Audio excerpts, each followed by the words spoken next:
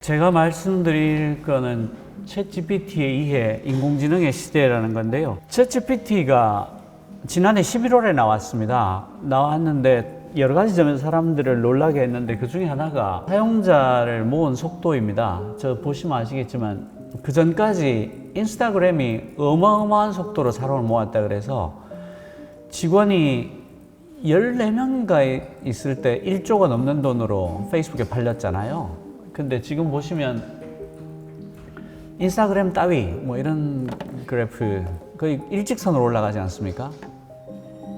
한 달 반 만에 1억 5천만 명 사용자를 모았는데 지금 훨씬 더 되겠죠. 그 100만 명이 유료 결제를 했다는 것도 저게 2달인가 만에 일어난 일이고 그게 월 2천만 달러 정도 수준. 그래서 2월 16일 날 타임지 표지가 이제 AI arms race가 모든 걸 바꾸고 있다. 그러니까 AI 군비 경쟁이 모든 걸 바꾸고 있다. 이런 커버 표지로 나왔는데요. 저게 군비 경쟁이라고 표현된 이유가 있습니다. 지금의 AI가 그 전까지하고 가장 다른 점이 몇 가지 있는데 그 중에 하나가 학습 데이터를 많이 넣을수록 매개 변수를 많이 잡을수록 점점 더 성능이 좋아지더라라는 그렇게 해서 이제 이게 세계에 몇 개 안 되는 그 나라와 기업만이 참가할 수 있는 어마어마한 전쟁이 돼버린 거예요. 그 챗GPT가 GPT 3.5 버전인데 1750억 개의 매개 변수, 5조 개의 문서 이렇게 공부를 했다는 거고 그 A100이라는 GPU 10,000장을 썼다는 거 아닙니까? 그러니까 돈이 학습시키는데 1억 달러 이상 들어간. 그러니까 어떤 이슈가 생기냐면 첫 번째, 그 정도의 데이터를 갖고 있니? 영어가 아니고 그 정도의 데이터를 갖고 있는 게 중국 정도? 그러니까 이 군비 경쟁에 끼기 위해서 입장권을 받기가 어려운 거예요. 너 그 정도의 데이터를 갖고 있니? 그 정도의 AI 사이언티스트가 있어? 이런 질문들을 통과해야 이 arms race에 낄 수가 있는 겁니다. 전 세계적으로 미국, 중국, 그리고 한국도 지금 네이버, 카카오 이런 데서 굉장히 애를 쓰고 있는데 7, 8월쯤에 네이버는 그걸 공개한다고 하는데 얼마나 훌륭한 게 나올 거냐 나와봐야 아는데 그렇게 낙관적이진 않아요. 인공지능에 대해서 이야기하기 전에 충분히 발달한 과학기술은 마법과 구분할 수 없다. 이게 아서 클라크라고 세계적인 SF 작가가 그 3원칙을 얘기했는데 그 중에 두 번째 원칙인가 그게 이래요. 이 얘기를 왜 드리는가 하면 그 하드웨어가 어느 정도로 발전했는지를 알지 못하면 인공지능의 현재 발달을 알기가 어렵습니다. 그 엔비디아가 세계 최고의 GPU 회사고 거의 사실상 독과점을 하고 있죠. 거기에 V100이라는 GPU가 1초에 125조 번 실수 계산을 합니다. 1초에 125조 번. 그러니까 왜 GPU가 왜 필요한데? 라고 배경설명을 좀 드리면 컴퓨터 운영체계가 CPU잖아요.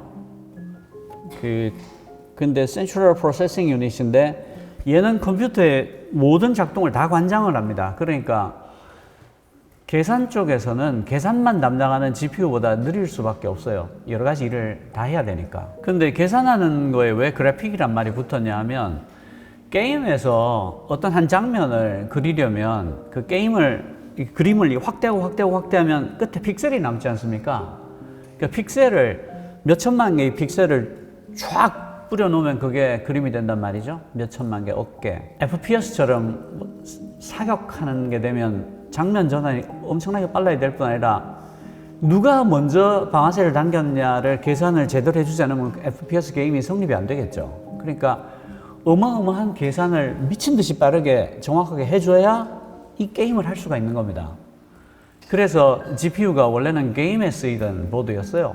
계산을 엄청나게 빨리 한다. 그런데 인공지능이 엄청나게 계산을 해야 되는 그런 종류의 프로그램이거든요. 그러니까 GPU가 AI에 쓰이기 시작한 겁니다. 근데 어느 정도로 계산을 하냐 하면 V100이 1초에 125조 번 실수 계산을 하는데 A100은 312조 번 계산을 해요. 1초에 312조 번. 그리고 딥러닝 쪽 학습 추론 쪽에서는 V100의 20배의 연산 능력을 발휘하고요. 지금 H100이라고 나온 게 있는데 걔는 또 A100 같은 거는 막 삶아 먹을 수준으로 성능이 뛰어납니다. 그러니까 어마무지한 계산 능력, 저 A100을 만장을 썼다고 생각해 보십시오. 1초에 312조 번 실수 계산을 하는 거 곱하기 만 개. 그게 지금 그 GPT-4, 뭐 챗GPT가 쓰고 있는 하드웨어 수준입니다. 왜 이런 하드웨어가 필요한가? 그 인공지능의 알고리즘 중에서 그 몬테카를로 알고리즘이라는 게 있습니다. 이게 이제 지금 인공지능이 하고 있는 일들을 보여주는 하나의 샘플이 될 수 있는데요. 한 변의 길이가 2m인 정사각형에 내접한 원의 넓이를 구하라. 그럼 우리가 반지름 곱하기 반지름 곱하기 파이, 원주율 이렇게 알고 있지 않습니까? 근데 이 몬테카를로 알고리즘은 어떤 식으로 이 원의 넓이를 구하냐면요. 랜덤으로 엄청난 수의 점을 발생을 시킨 다음에 여기에다 무작위를 흩뿌립니다. 이 그림 위에 무작위를 흩뿌려서 전체 사각형에 뿌린 점의 숫자하고 그 점 중에서 원 안에 들어간 점의 숫자를 비교를 하는 겁니다. 그렇게 하면 원의 넓이를 근사치를 구할 수 있겠죠.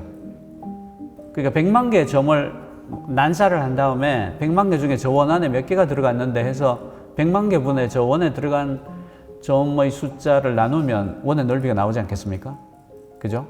이게 사각형의 넓이는 알고 있지 않습니까? 2m, 2m니까 4m잖아요. 웃기지 않습니까? 그냥 반지름의 제곱 곱하기 파이 하면 될 텐데 더 웃긴 거는 그렇게 계산하는 게 반지름의 제곱 곱하기 파이 한 것보다 빠르다는 겁니다. 1초에 312조 번 계산을 하기 때문에 그렇게 해도 사람이 셈한 것보다 훨씬 빨라요. 이게 인공지능이 셈을 하는 방식입니다. 고양이 사진을 가려내라라는 게 우리가 흔히 AI에서 보는 문제들이죠. 그러니까 생각을 한 겁니다. 사람이 한 4~5살만 되면 개하고 고양이 정확히 구분하죠. 거기에는 잠재된 패턴이 있다는 거예요. 개와 고양이를 가려낼 수 있는 패턴이 있다는 거죠. 그래서 인공지능한테도 이걸 가려내게 할 수 있지 않을까 해서 전문가 시스템이라는 게 있었습니다. 처음에 AI가 초창기에. 그러니까 고양이의 특징을 사람이 일일이 다 써주는 겁니다. 그래서 일정한 점수를 넘으면 이건 고양이다. 처음에는 이게 꽤 잘 작동하는 것처럼 보였습니다.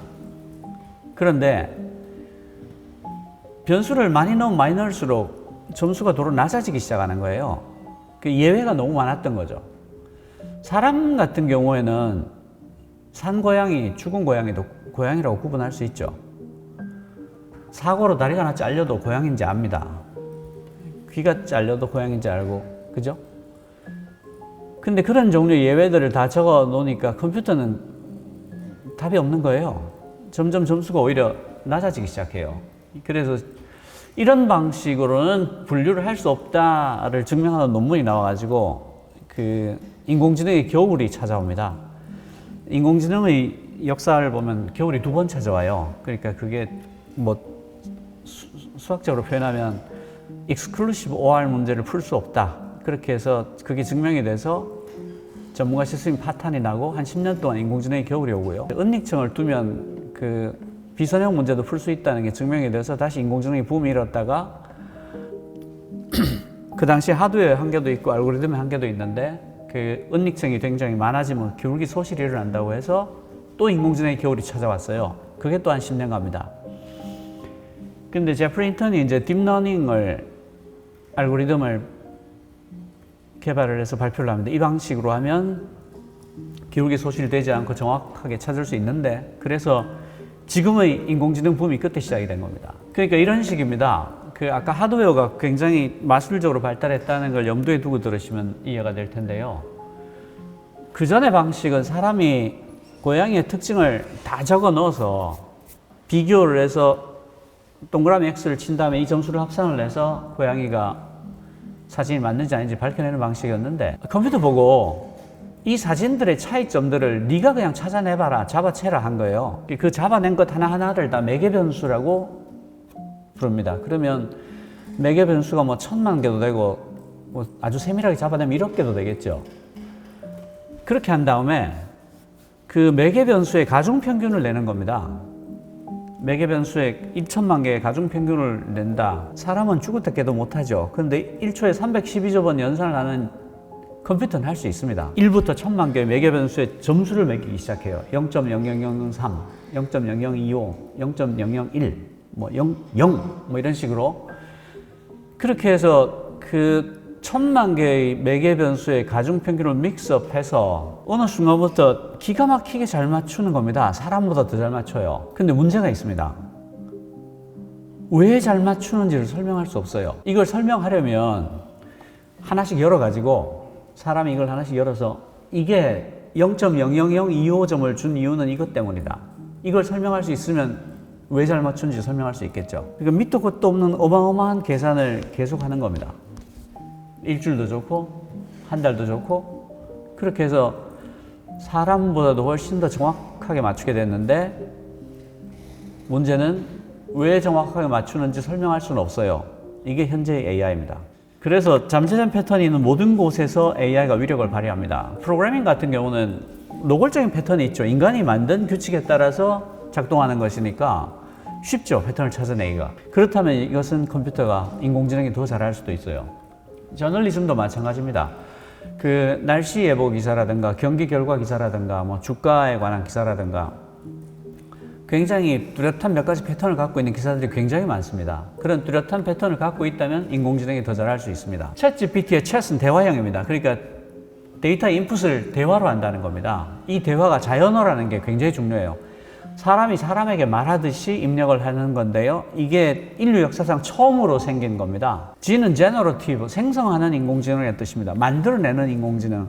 그러니까 그 만들어내는 것 아닌 인공지능들도 많이 있습니다. 분류하는 인공지능도 있죠. 뭐 개와 고양이를 가려내라 이런 거는 생성하는 인공지능 아니지 않습니까? P는 pre-trained, 사전학습한이라는 것인데 이게 굉장히 중요한데요. 지금의 생성형 인공지능들이 대부분 large language 모델입니다. 거대 언어 모델인데 얘는 3,000억 개의 토큰, 그러니까 단어가 아니고 토큰인데요. 토큰이 뭔가 하면 단어를 그대로 컴퓨터에 넣으면 얘가 처리할 방법이 없으니까 단어에 숫자를 붙인 겁니다. 그걸 토큰이라고 불러요. 숫자는 컴퓨터가 처리할 수 있으니까. 컴퓨터는 모든 걸 이진법으로 계산하지 않습니까? 그러니까 A, B, C, D, F, G를 쭉 1, 2, 3, 4, 5, 6, 7, 8 쭉 번호를 붙이면 그게 토큰이 되는 겁니다. 주로 단어들에 붙이기도 하고요. 접두사에 붙이기도 하고 그 단어하고 좀 다릅니다. 그리고 5조 개의 문서를 학습을 했는데요. 얘를 LLM 모델을 다른 말로 파운데이션 모델이라고 해요. 왜 파운데이션 모델이라고 하냐면 5조 개의 문서라고 하면 사실은 이 세상에 있는 모든 문서라고 말해도 좋을 것 같은데요. 그러니까 모든 분야의 것들을 다 본 겁니다. 법률이든 화학이든 생물이든 수학이든 언론 기사든.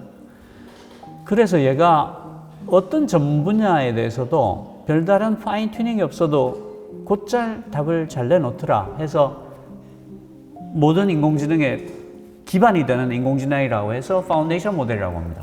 T는 트랜스포머, 딥러닝 모델이 하나입니다. 이 구글에서 내놓은 건데 이게 워낙 위력이 있어서 지금 생성형 인공지능은 다 트랜스포머 모델을 쓴다고 보면 됩니다. 그리고 RLHF라는 걸 했는데요. Reinforcement Learning from Human Feedback이라고 해서 사람이 질문과 답변을 같이 작성한 5만 개의 굉장히 양질의 문서를 학습을 시킵니다. 그리고 그 다음에 얘가 답을 토해내게 해서 얘가 다 토해낸 답을 보고 점수를 매겨줍니다. 굉장히 좋은 답부터 네가 하면 안 되는 답까지 점수를 매겨서 이걸 다시 집어넣는다고 해서 reinforcement, 강화학습. 인간이 피드백을 주어서 다시 학습을 시킵니다. 이렇게 했기 때문에 챗GPT가 그전 인공지능과 달리 그 굉장히 친절하고 예의 바르고 헤이트 스피치 같은 걸 하지 않는 거예요. 그렇게 해서 챗GPT는 GPT 3.5고요. 그 다음 버전이 GPT-4인데 그 미국 변호사 시험을 상위 10%로 통과를 합니다. 그 챗GPT는 하위 10%로 통과했거든요.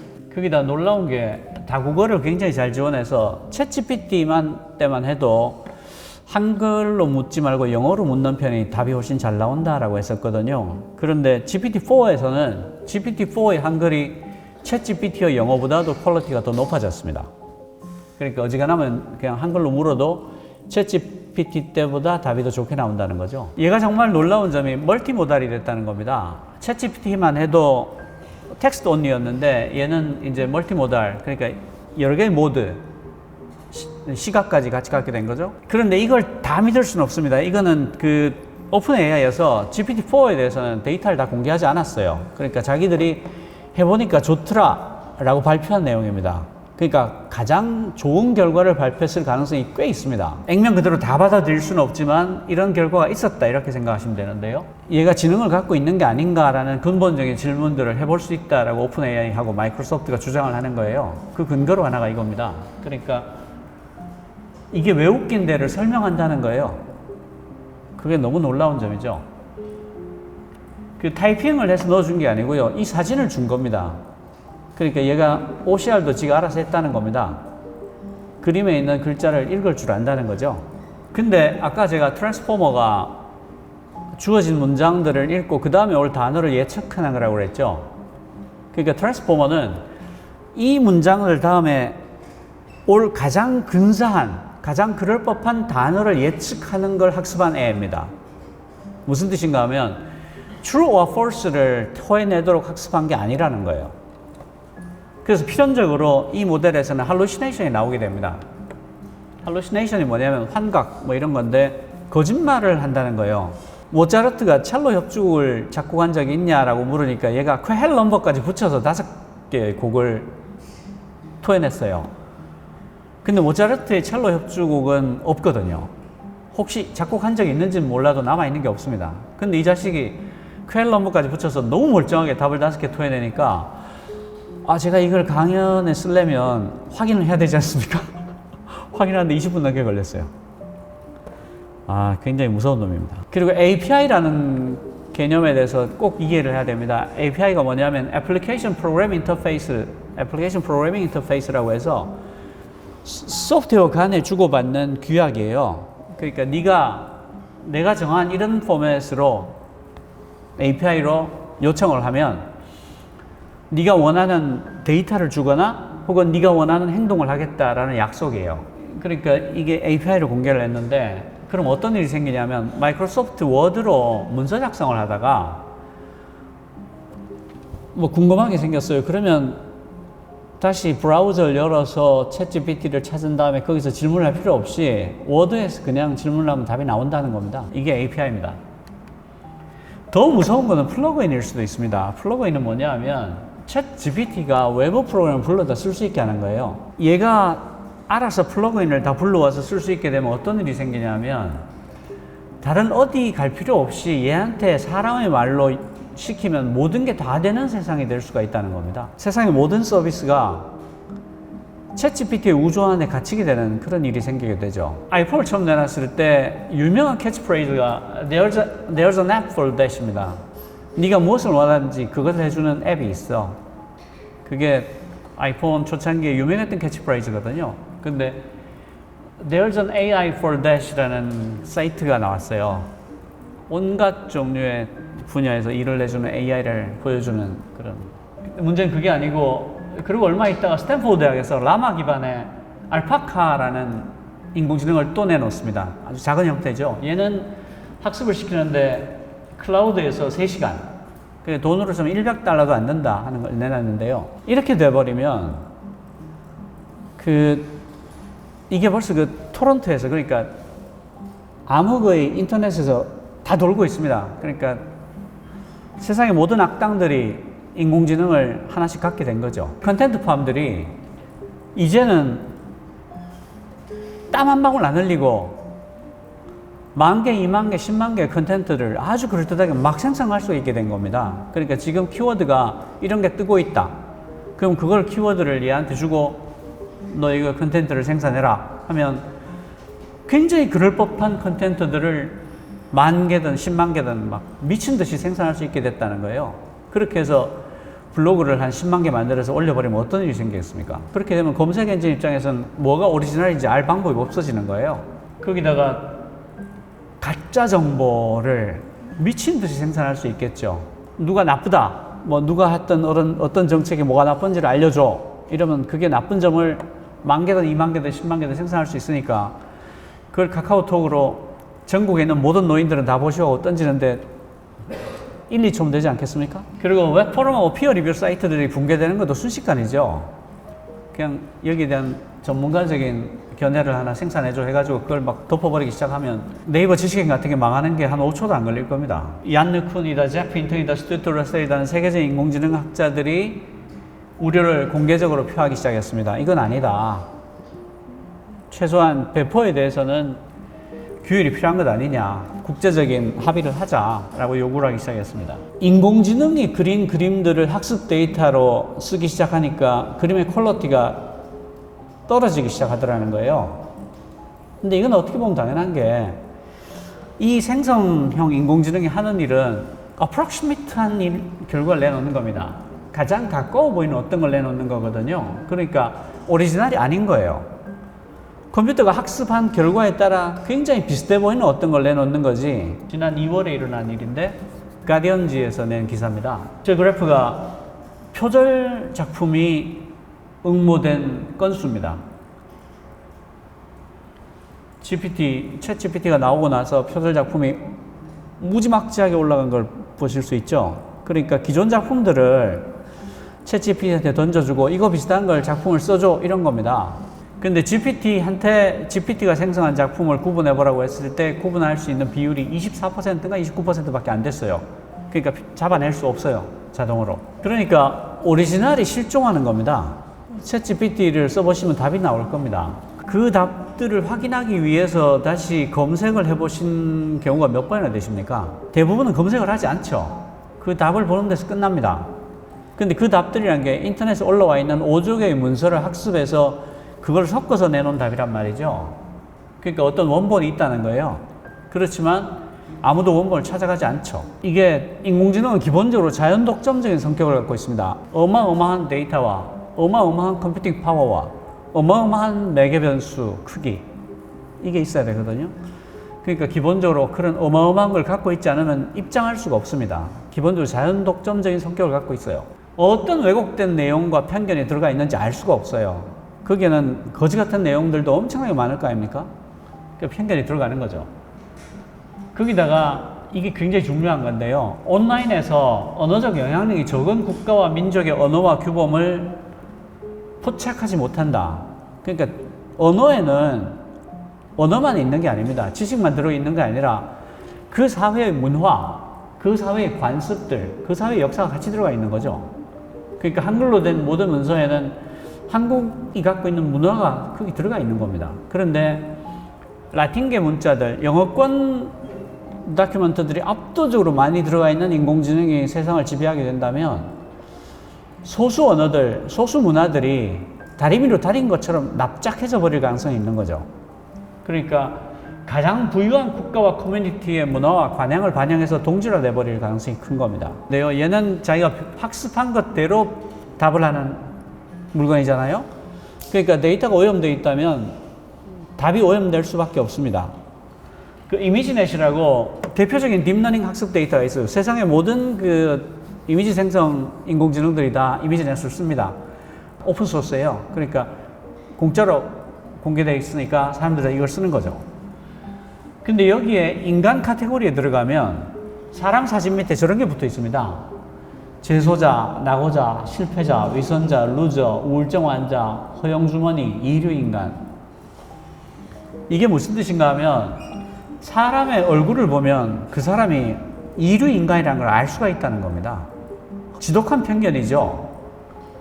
근데 이게 2019년에 이르렀어요. 비로소 이거 이상하다라는 문제 제기가 이루어져서 2,832개의 사람 범주 중에서 1,593개를 삭제합니다. 근데 그래서 안전해졌느냐? 남아있는 분류를 보면요. 미시경제학자, 조교수, 부교수 이런 레이블이 남아있어요. 그러니까 이걸 가지고 학습을 하면 어떻게 되냐면 내가 너 관상을 보니까 너는 조교수까지밖에 못하겠네. 너는 부교수까지는 할 수 있겠다. 이걸 알 수가 있다는 거예요. 그러니까 굉장히 데이터 자체가 오염되어 있다는 거죠. 편견을 인공지능한테 가리키는 겁니다. 그 아마존에서 채용 시스템을 인공지능으로 만든 적이 있습니다. 근데 이게 이제 어떤 차별이나 편견을 넣으면 안 되니까 그 이력서에서 젠더를 가리키는 모든 항목을 지웠습니다. 그런데 너무 놀랍게도 그 인공지능이 채용한 결과를 보니까 명백히 성차별적인 결과가 나온 겁니다. 왜 그랬을까요? 인공지능이 잠재된 패턴을 찾아내는 일을 한다고 했잖아요. 아마존이 지난 10수년간 채용을 하면서 성차별적인 채용을 해왔던 겁니다. 그러니까 그 패턴이 이 안에 암묵적으로 남아 있었던 거고, 그게 이력서에 남녀를 표현하는 항목을 지웠다는 정도로는 해결이 안 됐던 겁니다.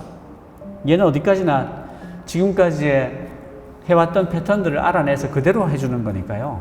그래서 어떻게 했냐면 아마존이 채용 시스템을 없애고 그 팀 자체를 해체했습니다. 고쳤으면 되지 왜 해체하냐라고 하면, 아까 제가 말씀을 드렸죠. 굉장히 잘 작동하긴 하지만 왜 그렇게 작동하는지를 알 수가 없다고. 블랙박스니까. 그러니까 시스템을 일부를 고치는 일은 할 수 없는 겁니다. 처음부터 새로 만들던가 파기하던가 둘밖에 못해요.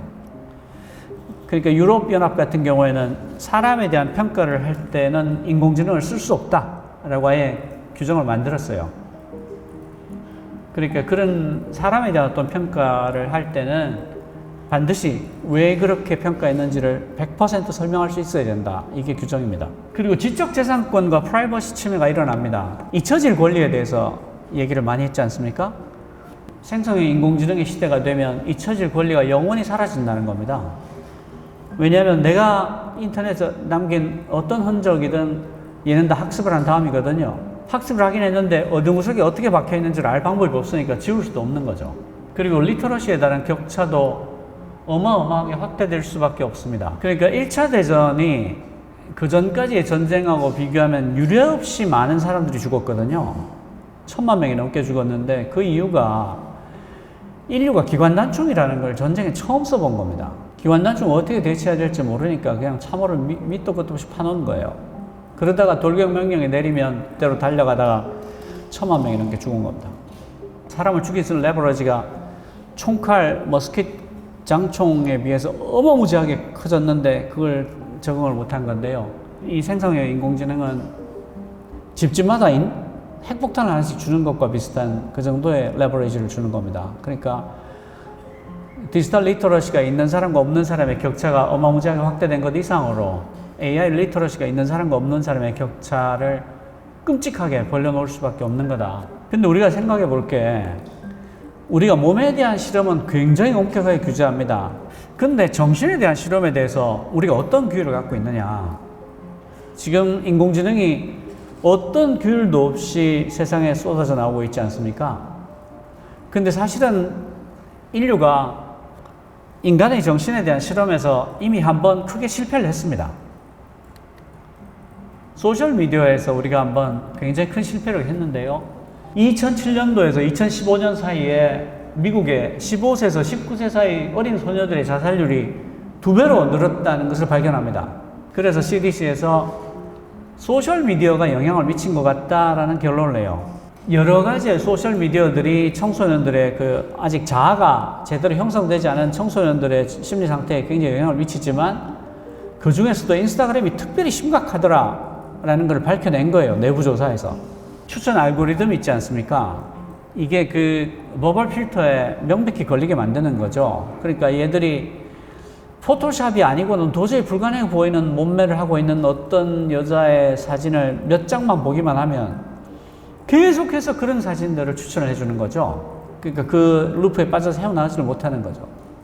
그러니까 얘들이 나는 루저다, 나는 너무 뚱뚱하다, 나는 세상에 쓸데가 없다 하는 공격을 끊임없이 받게 되는 거예요. 그러다가 자살까지 하게 되는 건데, 그거를 페이스북 내부에서는 이미 알고 있었다는 게 드러난 겁니다. 그런데 페이스북의 알고리즘은 사실은 일종의 영업 기밀이기도 하니까 그걸 이래라 저래라 하기가 참 마땅치가 않죠. 그렇게 해서 별일 없이 넘어가 버렸습니다. 그러니까 인류가 소셜미디어의 해악에 대해서 제대로 대응을 하지 못한 거죠. 이게 뭐 같습니까? 이게 생성형 인공지능이 만들어낸 이미지입니다. 근데 실제로 미국에 굉장히 많은 사람들이 트럼프가 체포됐다고 믿고 있어요. 너무 그럴듯하지 않습니까? 표정 보십시오. 정말 트럼프가 당황했을 때 지을 만한 표정 같지 않습니까? 샘 알트만의 오픈 AI CEO가 이렇게 얘기합니다. 우리 후손들은 우리가 아직 잘 이해하지 못하는 어떤 끔찍한 일을 했다는 것을 알게 될 것입니다. 현재 세대의 AI 도구가 아직은 그렇게 무섭지 않지만 잠재적으로 무서운 도구에서 그렇게 멀지 않았다고 생각합니다. 인간의 지능을 넘어서는 인공지능을 인공일반지능이라고 부릅니다. 인공지능이 인간을 넘었을 때를 싱글라리티라고 하죠. 특이점. 그런데 인공일반지능이 만약에 고장이 나면 무엇인가 다른 조치가 필요할 수 있습니다. 이 때문에 특정 회사가 이런 AI를 소유해서는 안 됩니다. 이렇게 얘기를 해요. 근데 생각해 보십시오. 아까 그 페이스북 사례에서 보셨듯이 알고리즘이 어떤 특별히 나쁜 짓을 했을 때 그 회사가 그것을 자진해서 공개할 가능성은 없습니다. 그런데 Artificial General Intelligence가 고장이 나버리게 될 경우에 얼마나 큰일이 일어나겠습니까? 지금 단순한 형태의 알고리즘 가지고도 사회가 이렇게 맥을 못 추는데, 그러니까 이걸 어떤 특정한 회사가 소유해서 안 된다라는 게 샘 알트만이 하고 있는 얘기예요. 그렇다면 GPT-4가 인공일반지능이라면 그걸 왜 네가 갖고 있는 건데? 라는 질문을 해볼 수밖에 없지 않습니까? 네가 한 말에 따르더라도 그것을 네가 갖고 있으면 안 되지 라는 말을 할 수가 있게 되는 거죠. 이걸 잘 쓰려면 어떻게 해야 되냐?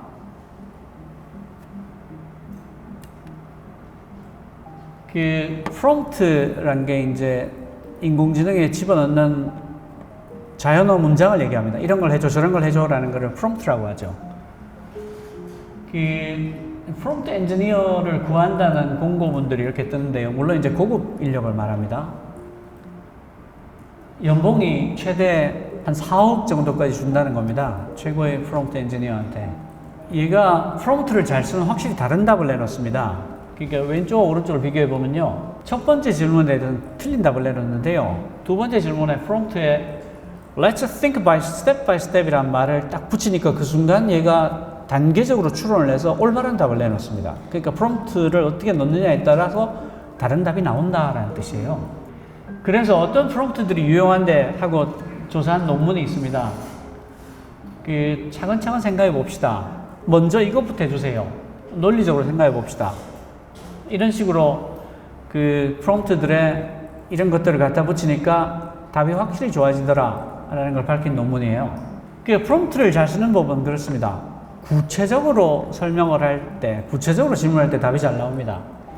차근차근 질문을 할 때 답이 잘 나옵니다. 그리고 앞에서 했던 얘기를 다시 일깨워주면서 할 때 답이 잘 나옵니다. 근데 이거 자세히 생각해 보십시오. 이게 좋은 코치가 하는 일이에요. 그러니까 그 AI 과학자가 이런 얘기를 했습니다. GPT는 어마어마하게 똑똑한 미성숙 어린애를 가르치는 것과 같다. 내가 아주 좋은 코치가 돼서 얘를 학습을 시킨다고 생각하고 질문을 하면 엄청나게 좋은 답변들이 나온다는 거죠. 근데 정말 주의해야 될 것은 언제 거짓말을 할지 모른다. 반드시 확인해야 된다. 왜냐하면 얘는 트랜스포머 모델이니까 가장 어프록시메이트한 거, 가장 근사한 거, 가장 비슷한 거를 찾아내도록 학습을 안 해야지 true or false를 가려내도록 학습한 애가 아니기 때문입니다. 그 링크나 관련 논문의 숫자는 반드시 확인해야 된다. 저작권 이슈 꼭 점검해야 된다. 예, 그리고 내부 기밀 데이터를 올리면 안 됩니다. 산업적 준비를 보자면요. AI는 스며드는 기술입니다. AI 그 자체로 의미가 있는 게 아니라 어떤 데이터들하고 붙을 때 의미가 있는 건데요. 그 데이터는 기업 안에 있습니다. 그러니까 AI 회사들이 가장 쓰고 싶어하는 데이터, 가장 갖고 싶어하는 데이터들은 다 기업 안에 있습니다. 그게 실제 데이터거든요. AI는 회사 내에 있는 데이터를 학습을 해야 된다고 했잖아요. 그러니까 그 도메인의 전문가가 AI를 어떻게 활용하면 되는지를 배우는 편이 AI 전문가가 특별한 전문 도메인을 학습하는 것보다 시간이 훨씬 짧습니다. 그 포스코의 사례를 보면요. 포스코가 그 세계 경제 포럼이 뽑은 등대 공장입니다. AI를 너무 잘 썼다 그래서 포스코가 어떻게 했냐면 그 AI 스타트업들하고 AI 전문 기업들하고 제휴를 했어요. 그래서 회사 안에 있는 모든 데이터를 다 공개를 한 겁니다. 회사 안에 데이터가 엄청나게 많았겠죠. 쇳물이 끓을 때 그 습도에 영향을 받겠죠. 온도의 영향도 받을 겁니다. 그리고 안에 원재료의 영향도 받을 겁니다. 근데 그것들이 어떤 영향을 미치는지 알 방법은 없죠. 그 모든 데이터들을 그냥 다 때려 넣은 겁니다. 다 때려 넣고 AI들어 네가 여기 점수를 매겨보라고 한 거예요. 그렇게 했더니 얘가 최적의 조합을 찾아낸 겁니다. 그렇게 해서 너무 놀라운 게 원료를 1g도 더 추가 투입하지 않고 하루에 240톤의 쇳물을 더 생산하게 됐어요. 그러니까 AI가 만들어준 최적의 믹스가 있는 거죠. 그렇게 해서 원가를 2,500원 절감했는데요. 여기가 내부 데이터를 AI 전문기업하고 다 공유했고 산학 협력 체계를 갖췄을 뿐 아니라 포스코하고 손잡고 포스코 그룹 인공지능 전문가 과정을 개설을 해서 포항공대 교수들이 사내 인공지능 전문가들을 육성하게 했습니다. 이렇게 해서 이제 내부에 노래 잘 부르던 분들을 다 춤을 가르쳐서 뮤지컬 주인공을 만들게 된 거죠. 그리고 반드시 알아야 될 게 이런 게 있습니다. 각 회사의 CEO들한테 물어봤어요. AI 중요하냐? CEO의 90%가 중요하다고 동의를 했습니다. 근데 그 중에서 실행한 사람은 17%밖에 없고요. 성공한 사람은 2%밖에 없었습니다. 90%가 동의를 했지만 실제로 성공한 건 2%밖에 없었다는 거예요. 왜 그런가? 그 AI 그러면 굉장히 최첨단일 것 같고 뭔가 근사할 것 같고 멋있을 것 같지만 실제로는 전체 작업 시간의 80%가 데이터 정제하는 데 들어갑니다. 데이터 정제는 그냥 막노동이에요.